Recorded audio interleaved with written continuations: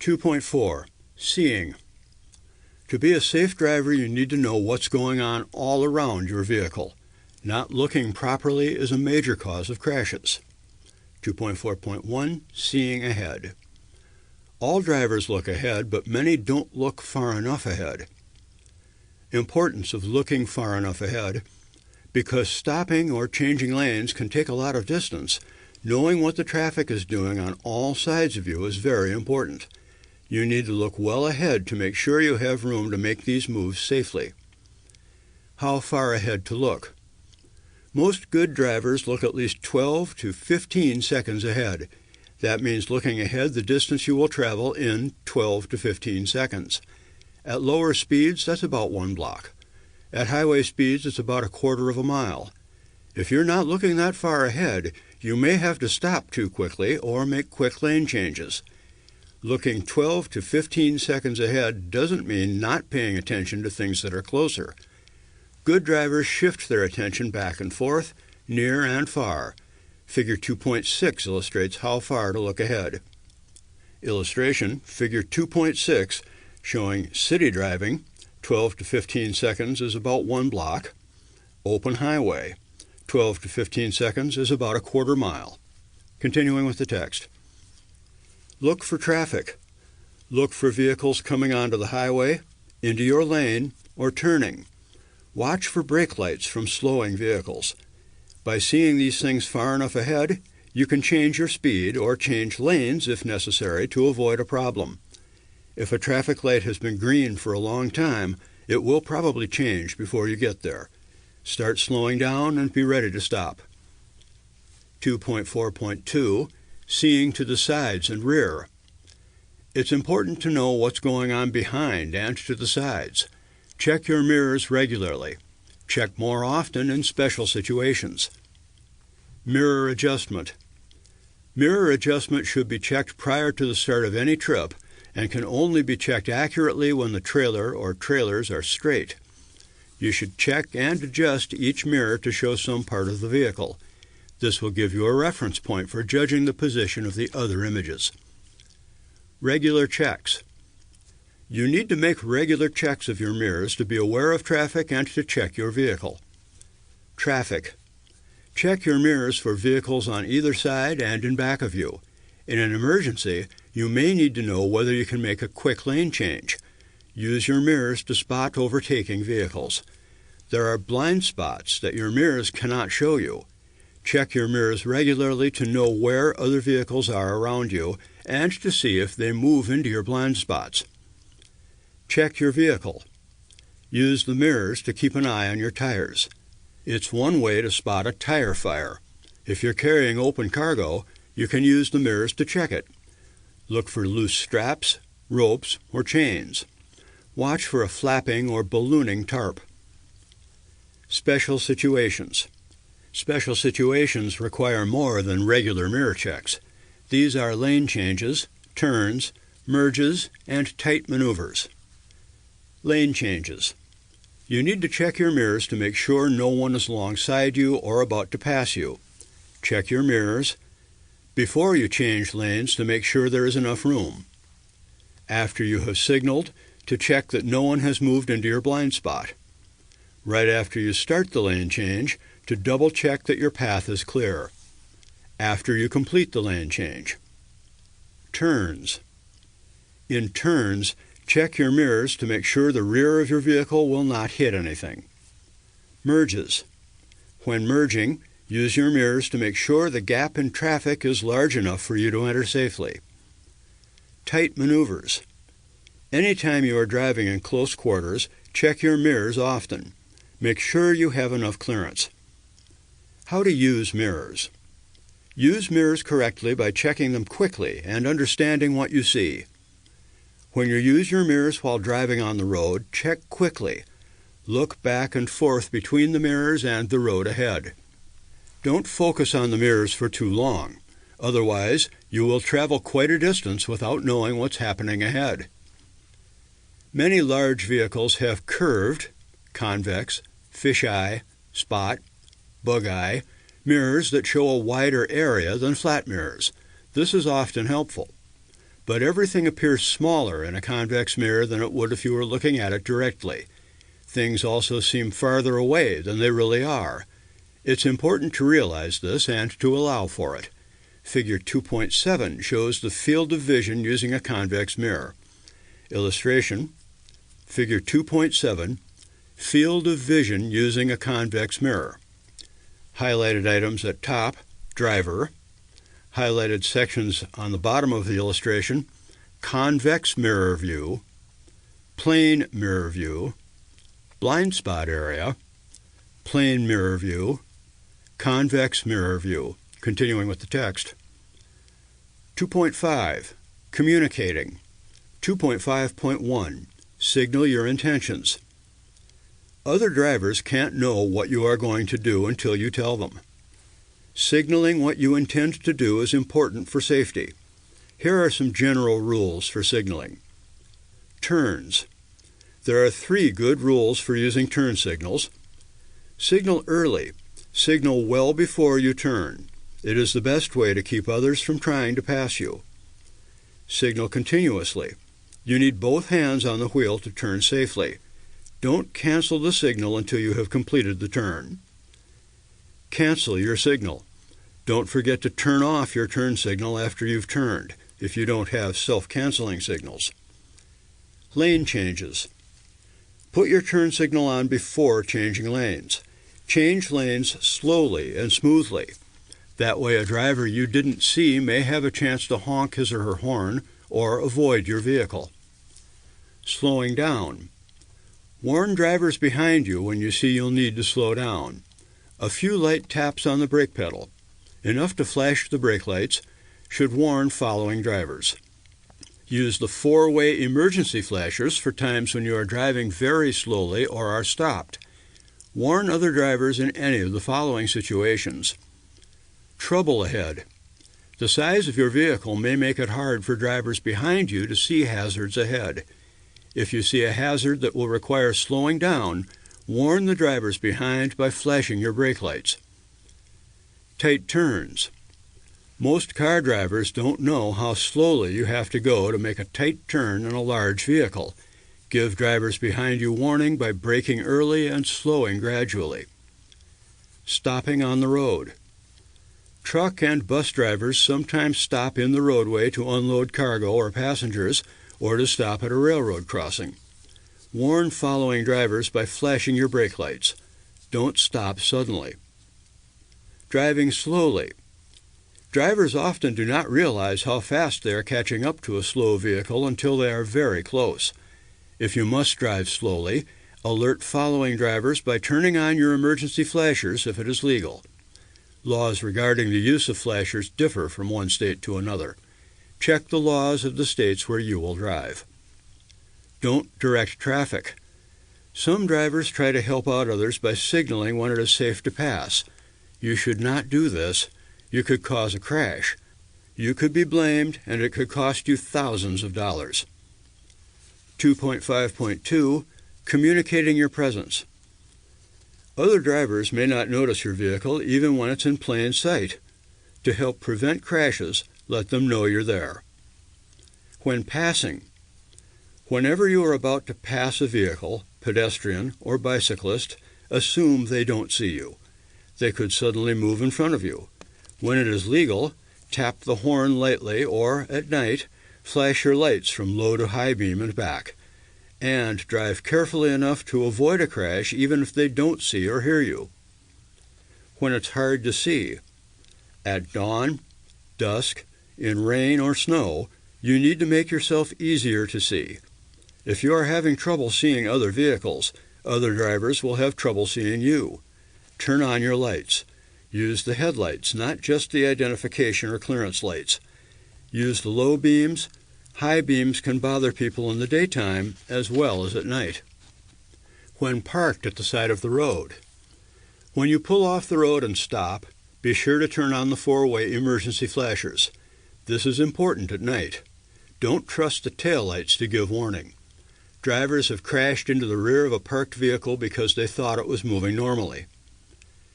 If you must stop on a road or the shoulder of any road, You must put out your emergency warning devices within 10 minutes. Place your warning devices at the following locations. If you must stop on or by a one-way or divided highway, place warning devices 10 feet, 100 feet, and 200 feet toward the approaching traffic. See Figure 2.8. Illustration, Figure 2.8. One-way or divided highway. First triangle, 10 feet behind the vehicle. Second, 100 feet behind the vehicle. Third, 200 feet behind the vehicle. Continuing with the text. If you stop on a two-lane road carrying traffic in both directions, or on an undivided highway, place warning devices within 10 feet of the front or rear corners to mark the location of the vehicle, and 100 feet behind and ahead of the vehicle on the shoulder or in the lane you stopped in. See Figure 2.9. Illustration, Figure 2.9, two-way or undivided highway. Shows one triangle 100 feet in front of the parked vehicle, another triangle 10 feet behind the parked vehicle, third triangle 100 feet behind the vehicle. Continuing with the text. Back beyond any hill, curve, or other obstruction that prevents other drivers from seeing the vehicle within 500 feet. If line of sight view is obstructed due to hill or curve, move the rearmost triangle to a point back down the road so warning is provided. See Figure 2.10. Illustration, Figure 2.10, obstructed view. From the back of the trailer to the farthest back triangle, 100 feet to 500 feet. A second triangle is 10 feet behind the parked vehicle. Continuing with the text. When putting out the triangles, hold them between yourself and the oncoming traffic for your own safety, so other drivers can see you. Use your horn when needed. Your horn can let others know you're there. It can help to avoid a crash. Use your horn when needed. However, it can startle others and could be dangerous when used unnecessarily. 2.6. Controlling speed. Driving too fast is a major cause of fatal crashes. You must adjust your speed depending on driving conditions. These include traction, curves, visibility, traffic, and hills. 2.6.1. Stopping distance. Perception distance plus reaction distance plus braking distance equals total stopping distance. Perception distance. The distance your vehicle travels, in ideal conditions, from the time your eyes see a hazard until your brain recognizes it. Keep in mind certain mental and physical conditions can affect your perception distance. It can be affected greatly depending on visibility and the hazard itself. The average perception time for an alert driver is 1 3/4 seconds. At 55 mph, this accounts for 142 feet traveled. Reaction distance. The distance you will continue to travel, in ideal conditions, before you physically hit the brakes in response to a hazard seen ahead. The average driver has a reaction time of 3/4 second to 1 second. At 55 mph, this accounts for 61 feet traveled. Braking distance. The distance your vehicle will travel, in ideal conditions, while you are braking. At 55 mph on dry pavement with good brakes, it can take about 216 feet. Total stopping distance. The total minimum distance your vehicle has traveled, in ideal conditions, with everything considered, including perception distance, reaction distance, and braking distance, until you can bring your vehicle to a complete stop. At 55 mph, your vehicle will travel a minimum of 419 feet. The effect of speed on stopping distance. The faster you drive, the greater the impact or striking power of your vehicle. When you double your speed from 20 to 40 mph, the impact is 4 times greater. The braking distance is also 4 times longer. Triple the speed from 20 to 60 mph, and the impact and braking distance is 9 times greater. At 60 mph, Your stopping distance is greater than the length of a football field. Increase the speed to 80 mph, and the impact and braking distance are 16 times greater than at 20 mph. High speeds greatly increase the severity of crashes and stopping distances. By slowing down, you can reduce braking distance. Illustration, Figure 2.11. A grid for a football field is used for comparison at the top of the illustration. At 15 mph, perception distance of a truck is 39 feet, reaction distance is 16 feet, braking distance is 17 feet. At 25 miles per hour, perception distance is 65 feet, reaction distance is 28 feet, braking distance 47 feet, for 140 feet total distance. At 35 miles per hour, perception distance is 91 feet, reaction distance is 39 feet, braking distance 93 feet, total stopping distance 222 feet. At 45 miles per hour, perception distance is 117 feet, reaction distance is 50 feet, braking distance is 152 feet, total stopping distance of 319 feet. 55 miles per hour, perception distance is 142 feet, reaction distance is 61 feet, braking distance is 216 feet for a total stopping distance of 419 feet. Total stopping distances for the 45 and 55 mile per hour examples are longer than the football field shown at the top. Continuing with the text. The effect of vehicle weight on stopping distance. The heavier the vehicle, the more work the brakes must do to stop it, and the more heat they absorb. But the brakes, tires, springs, and shock absorbers on heavy vehicles are designed to work best when the vehicle is fully loaded. Empty trucks require greater stopping distances because an empty vehicle has less traction. 2.6.2 Matching speed to the road surface. You can't steer or brake a vehicle unless you have traction. Traction is friction between the tires and the road. There are some road conditions that reduce traction and call for lower speeds. Slippery surfaces. It will take longer to stop, and it will be harder to turn without skidding when the road is slippery. Wet roads can double stopping distance. You must drive slower to be able to stop in the same distance as on a dry road. Reduce speed by about 1/3, e.g. slow from 55 to about 35 mph on a wet road. On packed snow, reduce speed by a half or more.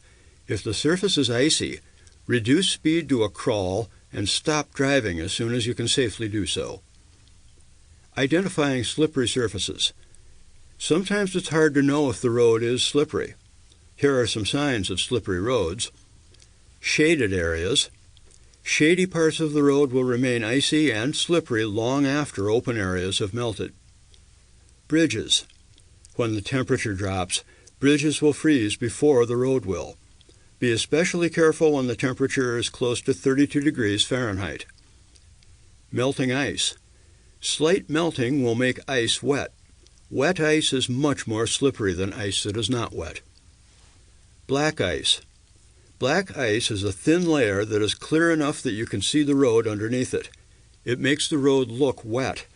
Anytime the temperature is below freezing and the road looks wet, watch out for black ice. Vehicle icing. An easy way to check for ice is to open the window and feel the front of the mirror, mirror support, or antenna. If there's ice on these, the road surface is probably starting to ice up. Just after rain begins. Right after it starts to rain, the water mixes with oil left on the road by vehicles. This makes the road very slippery. If the rain continues, it will wash the oil away. Hydroplaning. In some weather, water or slush collects on the road. When this happens, your vehicle can hydroplane. It's like water skiing. The tires lose their contact with the road and have little or no traction. You may not be able to steer or brake. You can regain control by releasing the accelerator and pushing in the clutch. This will slow your vehicle and let the wheels turn freely. If the vehicle is hydroplaning, do not use the brakes to slow down. If the drive wheels start to skid, push in the clutch to let them turn freely. It does not take a lot of water to cause hydroplaning. Hydroplaning can occur at speeds as low as 30 mph if there is a lot of water. Hydroplaning is more likely if tire pressure is low or the tread is worn. The grooves in a tire carry away the water. If they aren't deep, they don't work well. Road surfaces where water can collect can create conditions that cause a vehicle to hydroplane. Watch for clear reflections, tire splashes, and raindrops on the road. These are indications of standing water. 2.6.3 Speed and curves. Drivers must adjust their speed for curves in the road. If you take a curve too fast, two things can happen. The tires can lose their traction and continue straight ahead, so you skid off the road. Or the tires may keep their traction and the vehicle rolls over. Tests have shown that trucks with a high center of gravity can roll over at the posted speed limit for a curve. Slow to a safe speed before you enter a curve. Braking in a curve is dangerous because it is easier to lock the wheels and cause a skid. Slow down as needed. Don't ever exceed the posted speed limit for the curve. Be in a gear that will let you accelerate slightly in the curve. This will help you keep control. 2.6.4 Speed and distance ahead. You should always be able to stop within the distance you can see ahead. Fog, rain, or other conditions may require that you slow down to be able to stop in the distance you can see. At night, you can't see as far with low beams as you can with high beams. When you must use low beams, slow down. 2.6.5 Speed and traffic flow. When you're driving in heavy traffic, the safest speed is the speed of other vehicles. Vehicles going the same direction at the same speed are not likely to run into one another. In many states, speed limits are lower for trucks and buses than for cars. It can vary as much as 15 mph. Use extra caution when you change lanes or pass on these roadways. Drive at the speed of the traffic if you can without going at an illegal or unsafe speed. Keep a safe following distance. The main reason drivers exceed speed limits is to save time. But anyone trying to drive faster than the speed of traffic will not be able to save much time. The risks involved are not worth it. If you go faster than the speed of other traffic, you'll have to keep passing other vehicles. This increases the chance of a crash, and it is more tiring. Fatigue increases the chance of a crash. Going with the flow of traffic is safer and easier. 2.6.6 Speed on downgrades. Your vehicle's speed will increase on downgrades because of gravity. Your most important objective is to select and maintain a speed that is not too fast for the total weight of the vehicle and cargo, length of the grade, steepness of the grade, road conditions, weather. If a speed limit is posted, or there is a sign indicating maximum safe speed, never exceed the speed shown. Also, look for and heed warning signs indicating the length and steepness of the grade. You must use the braking effect of the engine as the principal way of controlling your speed on downgrades. The braking effect of the engine is greatest when it is near the governed RPMs and the transmission is in the lower gears. Save your brakes so you will be able to slow or stop as required by road and traffic conditions. Shift your transmission to a low gear before starting down the grade and use the proper braking techniques. Please read carefully the section on going down long, steep downgrades safely in mountain driving. 2.6.7 Roadway Work Zones. Speeding traffic is the #1 cause of injury and death in roadway work zones. Observe the posted speed limits at all times when approaching and driving through a work zone. Watch your speedometer and don't allow your speed to creep up as you drive through long sections of road construction. Decrease your speed for adverse weather or road conditions. Decrease your speed even further when a worker is close to the roadway. Subsections 2.4 2.5, and 2.6, test your knowledge. 1. How far ahead does the manual say you should look? 2. What are two main things to look for ahead? 3. What's your most important way to see the sides and rear of your vehicle? 4. What does communicating mean in safe driving? 5. Where should your reflectors be placed when stopped on a divided highway? 6. What three things add up to total stopping distance? 7. If you go twice as fast, will your stopping distance increase by 2 or 4 times? 8. Empty trucks have the best braking. True or false? 9. What is hydroplaning? 10. What is black ice? These questions may be on the test. If you can't answer them all, reread subsections 2.4, 2.5, and 2.6. 2.7. Managing space. To be a safe driver, you need space all around your vehicle. When things go wrong, space gives you time to think and to take action. To have space available when something goes wrong, you need to manage space. While this is true for all drivers, it is very important for large vehicles. They take up more space, and they require more space for stopping and turning. 2.7.1. Space ahead. Of all the space around your vehicle, it is the area ahead of the vehicle, the space you're driving into, that is most important. The need for space ahead.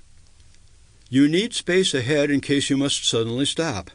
According to crash reports, the vehicle that trucks and buses most often run into is the one in front of them.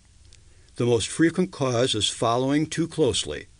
Remember, if the vehicle ahead of you is smaller than yours, it can probably stop faster than you can. You may crash if you are following too closely. How much space? How much space should you keep in front of you?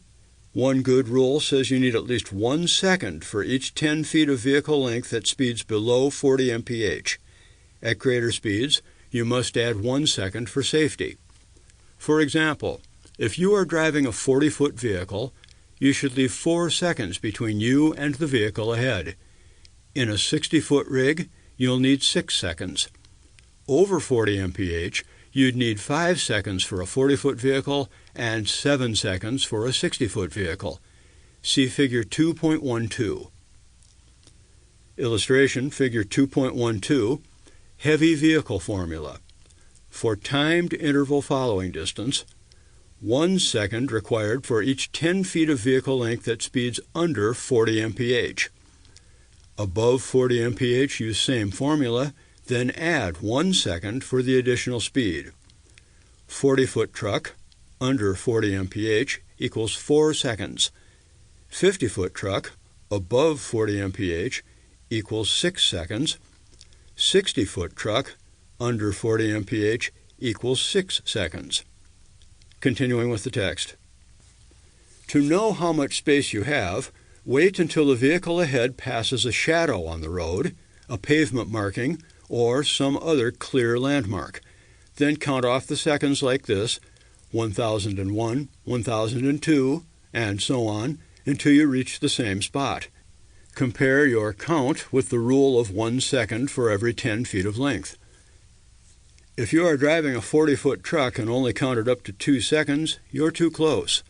Drop back a little and count again until you have 4 seconds of following distance, or 5 seconds if you're going over 40 mph. After a little practice, you will know how far back you should be. Remember to add 1 second for speeds above 40 mph. Also remember that when the road is slippery, you need much more space to stop. 2.7.2, Space behind. You can't stop others from following you too closely, but there are things you can do to make it safer. Stay to the right. Heavy vehicles are often tailgated when they can't keep up with the speed of traffic. This often happens when you're going uphill. If a heavy load is slowing you down, stay in the right lane if you can. Going uphill, You should not pass another slow vehicle unless you can get around quickly and safely. Dealing with tailgaters safely. In a large vehicle, it's often hard to see whether a vehicle is close behind you. You may be tailgated when you are traveling slowly. Drivers trapped behind slow vehicles often follow closely. In bad weather. Many car drivers follow large vehicles closely during bad weather, especially when it is hard to see the road ahead. If you find yourself being tailgated, here are some things you can do to reduce the chances of a crash. Avoid quick changes. If you have to slow down or turn, signal early and reduce speed very gradually. Increase your following distance. Opening up room in front of you will help you to avoid having to make sudden speed or direction changes. It also makes it easier for the tailgater to get around you.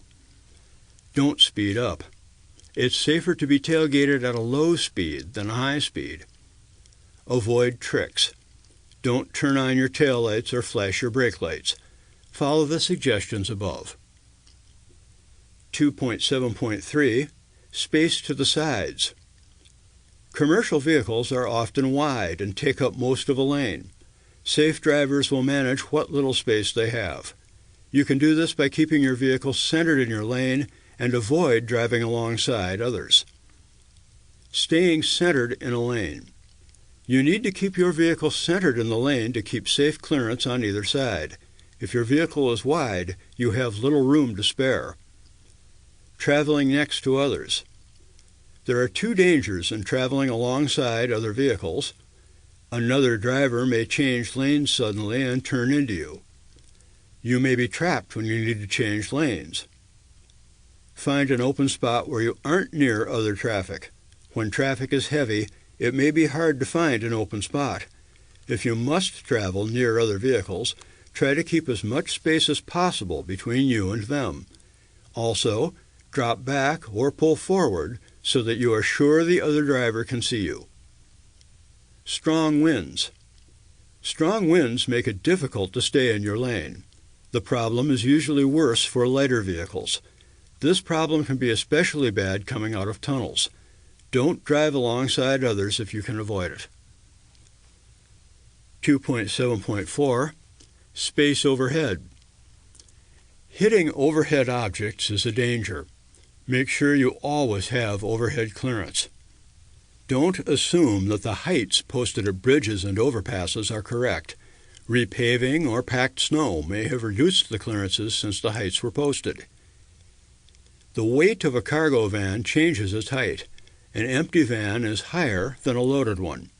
That you got under a bridge when you were loaded does not mean that you can do it when you are empty. If you doubt you have safe space to pass under an object, go slowly. If you aren't sure you can make it, take another route. Warnings are often posted on low bridges or underpasses, but sometimes they are not. Some roads can cause a vehicle to tilt. There can be a problem clearing objects along the edge of the road, such as signs, trees, or bridge supports. Where this is a problem, drive a little closer to the center of the road. Before you back into an area, get out and check for overhanging objects such as trees, branches, or electric wires. It is easy to miss seeing them while you are backing. Also check for other hazards at the same time. 2.7.5 Space below. Many drivers forget about the space under their vehicles. That space can be very small when a vehicle is heavily loaded. This is often a problem on dirt roads and in unpaved yards. Don't take a chance on getting hung up. Drainage channels across roads can cause the ends of some vehicles to drag. Cross such depressions carefully. Railroad tracks can also cause problems, particularly when pulling trailers with a low underneath clearance. Don't take a chance on getting hung up halfway across. 2.7.6 Space for turns. The space around a truck or bus is important in turns. Because of wide turning and off-tracking, large vehicles can hit other vehicles or objects during turns. Right turns. Here are some rules to help prevent right turn crashes. Turn slowly to give yourself and others more time to avoid problems. If you are driving a truck or bus that cannot make the right turn without swinging into another lane, turn wide as you complete the turn. Keep the rear of your vehicle close to the curb. This will stop other drivers from passing you on the right. Don't turn wide to the left as you start the turn. A following driver may think you are turning left and try to pass you on the right. You may crash into the other vehicle as you complete your turn. If you must cross into the oncoming lane to make a turn, watch out for vehicles coming toward you. Give them time to go by or to stop. However, don't back up for them because you might hit someone behind you. See Figure 2.13. Illustration, Figure 2.13. Dotted lines show two paths of travel. Track in light gray, labeled jug handle, incorrect. Dark dotted line, button hook, correct. Continuing with the text. Left turns. On a left turn, make sure you have reached the center of the intersection before you start the left turn. If you turn too soon, the left side of your vehicle may hit another vehicle because of off-tracking. If there are two turning lanes, always take the right turn lane. Don't start in the inside lane because you may have to swing right to make the turn. Drivers on your left can be more readily seen. See Figure 2.14. Illustration, Figure 2.14, showing the proper path of a turning vehicle. Continuing with the text. 2.7.7, space needed to cross or enter traffic. Be aware of the size and weight of your vehicle when you cross or enter traffic. Here are some important things to keep in mind. Because of slow acceleration and the space large vehicles require, you may need a much larger gap to enter traffic than you would in a car. Acceleration varies with the load. Allow more room if your vehicle is heavily loaded. Before you start across a road, make sure you can get all the way across before traffic reaches you. 2.8. Seeing hazards. 2.8.1. Importance of seeing hazards. What is a hazard? A hazard is any road condition or other road user, driver, bicyclist, pedestrian, that is a possible danger. For example, a car in front of you is headed toward the freeway exit, but his brake lights come on and he begins braking hard. This could mean that the driver is uncertain about taking the off-ramp. He might suddenly return to the highway. This car is a hazard. If the driver of the car cuts in front of you, it is no longer just a hazard, it is an emergency. Seeing hazards lets you be prepared. You'll have more time to act if you see hazards before they become emergencies. In the example above, you might make a lane change or slow down to prevent a crash if the car suddenly cuts in front of you. Seeing this hazard gives you time to check your mirrors and signal a lane change. Being prepared reduces the danger. A driver who did not see the hazard until the slow car pulled back on the highway in front of him would have to do something very suddenly. Sudden braking or a quick lane change is much more likely to lead to a crash. Learning to see hazards. There are often clues that will help you see hazards. The more you drive, the better you can learn to see hazards. This section will talk about hazards that you should be aware of. Move over laws. Law enforcement officers, emergency medical services, fire department personnel, and highway workers are being struck by other vehicle drivers at an increasing rate. To lessen the problem, move over laws that require drivers to slow down and change lanes when approaching a roadside incident or emergency vehicle have been enacted. When approaching an authorized emergency vehicle stopped on the roadside or a work zone, you should proceed with caution by slowing down and yielding the right-of-way by making a lane change into a lane that is not adjacent to that of the authorized emergency vehicle or work zone. If a lane change is unsafe, slow down and proceed with caution while maintaining a safe distance for the roadside personnel.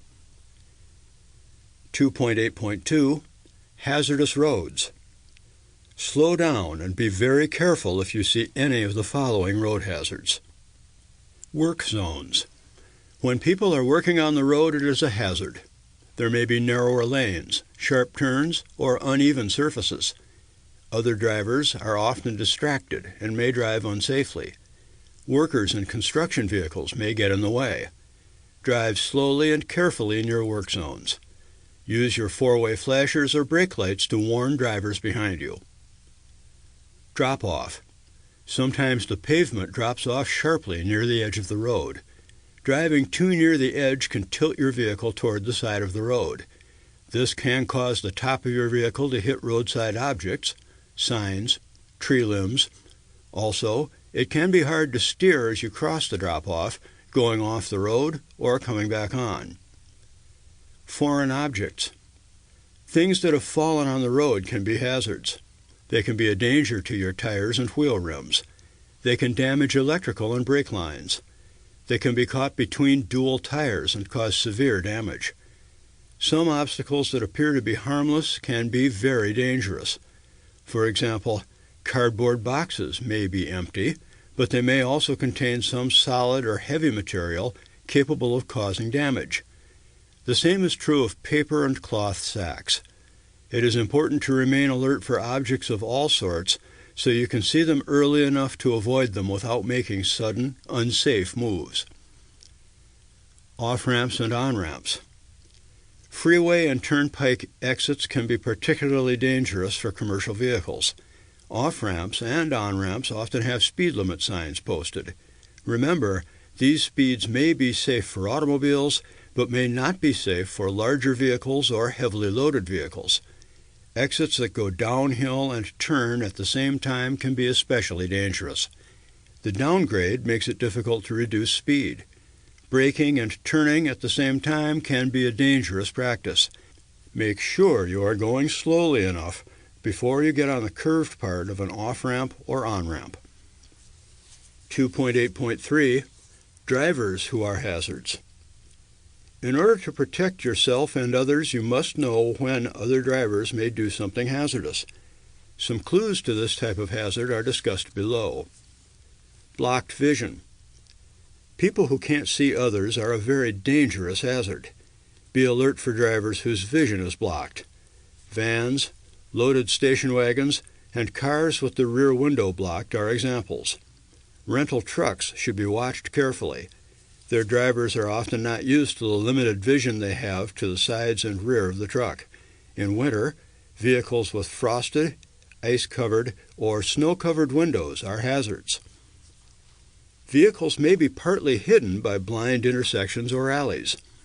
If you only can see the rear or front end of a vehicle but not the driver, then he or she can't see you. Be alert because he or she may back out or enter into your lane. Always be prepared to stop. Delivery trucks can present a hazard. Packages or vehicle doors often block the driver's vision.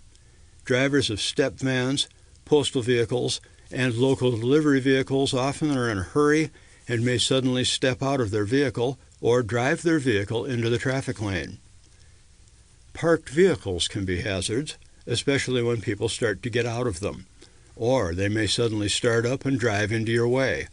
Watch for movement inside the vehicle or movement of the vehicle itself that shows people are inside. Watch for brake lights or backup lights, exhaust, and other clues that a driver is about to move. Be careful of a stopped bus.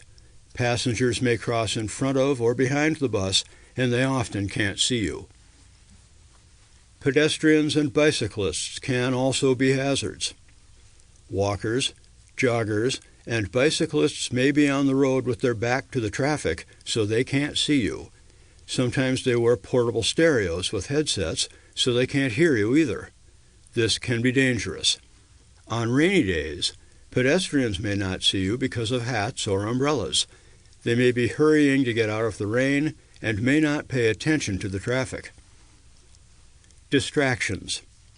People who are distracted are hazards. Watch for where they are looking. If they are looking elsewhere, they can't see you. But be alert even when they are looking at you. They may believe that they have the right of way. Children. Children tend to act quickly without checking traffic. Children playing with one another may not look for traffic and are a serious hazard. Talkers. Drivers or pedestrians talking to one another may not be paying close attention to the traffic. Workers. People working on or near the roadway are a hazard clue. The work creates a distraction for other drivers, and the workers themselves may not see you.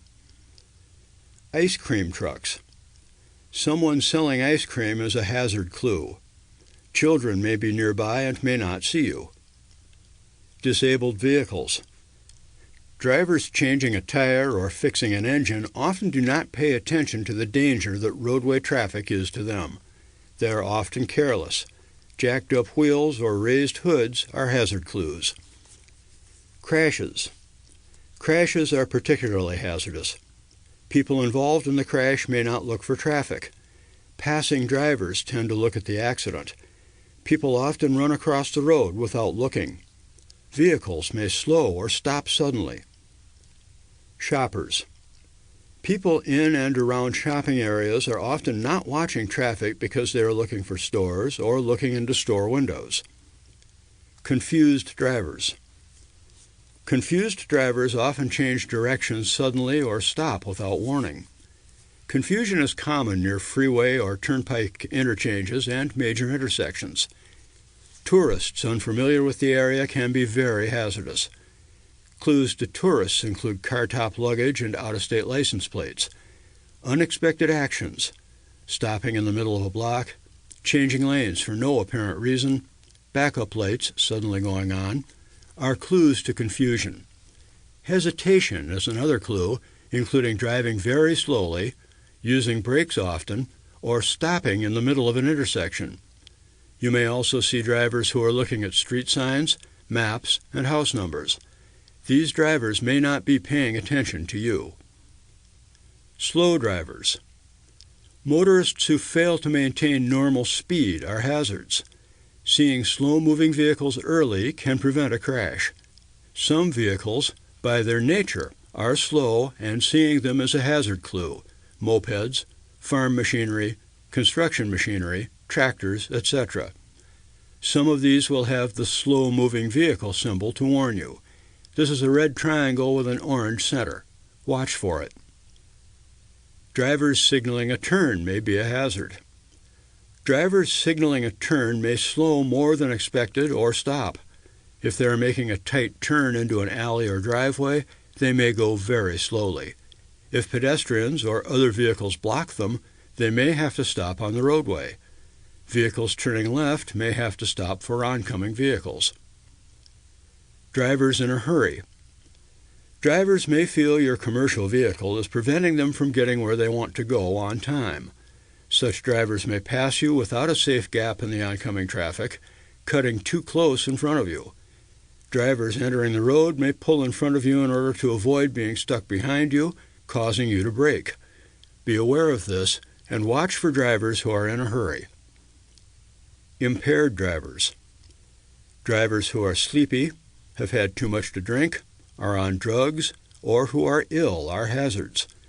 Some clues to these drivers are weaving across the road or drifting from one side to another, leaving the road, dropping right wheels onto the shoulder, or bumping across a curb in a turn, stopping at the wrong time, stopping at a green light, or waiting for too long at a stop, open window in cold weather, speeding up or slowing down suddenly, driving too fast or too slow.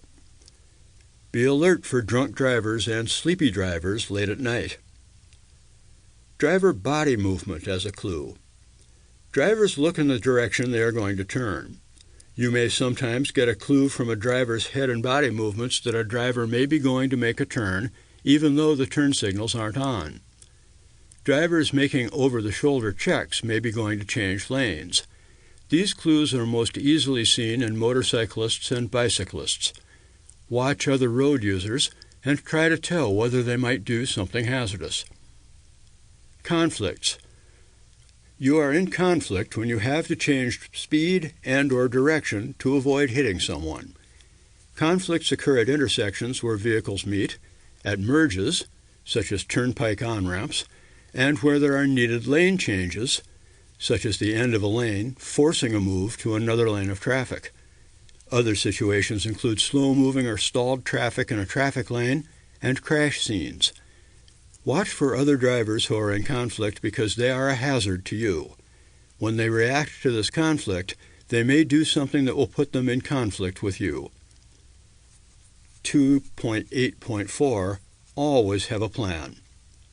You should always be looking for hazards. Continue to learn to see hazards on the road. However, don't forget why you are looking for the hazards. They may turn into emergencies. You look for the hazards in order to have time to plan a way out of any emergency. When you see a hazard, think about the emergencies that could develop and figure out what you would do. Always be prepared to take action based on your plans. In this way, you will be a prepared, defensive driver who will improve your own safety as well as the safety of all road users. Subsections 2.7 and 2.8 test your knowledge. 1. How do you find out how many seconds of following distance space you have? 2. If you are driving a 30-foot vehicle at 55 mph, how many seconds of following distance should you allow? 3. You should decrease your following distance if somebody is following you too closely. True or false? 4. If you swing wide to the left before turning right, another driver may try to pass you on the right. True or false? 5. What is a hazard? 6. Why make emergency plans when you see a hazard? These questions may be on the test. If you can't answer them all, reread subsections 2.7 and 2.8. 2.9. Distracted driving. A driver distraction is anything that takes your attention away from driving. Whenever you are driving a vehicle and your full attention is not on the driving task, you are putting yourself, your passengers, other vehicles, and pedestrians in danger. Distracted driving can cause collisions, resulting in injury, death, or property damage. Activities inside of the vehicle that can distract your attention include talking to passengers, adjusting the radio, CD player, or climate controls, eating, drinking, or smoking, reading maps or other literature, picking up something that fell, talking on a cell phone or CB radio, reading or sending text messages, using any type of telematic or electronic devices, such as navigation systems, pagers, personal digital assistant, computers, etc., daydreaming or being occupied with other mental distractions, and many others. Possible distractions that could occur outside a moving vehicle, outside traffic, vehicles, or pedestrians, outside events such as police pulling someone over or a crash scene, sunlight or sunset, objects in roadway, road construction, reading billboards or other road advertisements, and many others. 2.9.1 The Distracted Driving Crash Problem. The Large Truck Crash Causation Study, LTCCS, reported that 8% of large truck crashes occurred when commercial motor vehicle, CMV, drivers were externally distracted, and 2% of large truck crashes occurred when the driver was internally distracted. Approximately 5,500 people are killed each year on U.S. roadways, and an estimated 448,000 are injured in motor vehicle crashes involving distracted driving. NHTSA Traffic Safety Facts, Distracted Driving. Research indicates that the burden of talking on a cell phone, even if it's hands-free, saps the brain of 39% of the energy it would ordinarily devote to safe driving. Drivers who use a handheld device are more likely to get into a crash serious enough to cause injury. NHTSA Distracted Driving website, www.distractation.gov. 2.9.2 Effects of Distracted Driving. Effects of distracted driving include slowed perception, which may cause you to be delayed in perceiving or completely fail to perceive an important traffic event, delayed decision-making, and improper action, which can cause you to be delayed in taking the proper action or make incorrect inputs to the steering, accelerator, or brakes.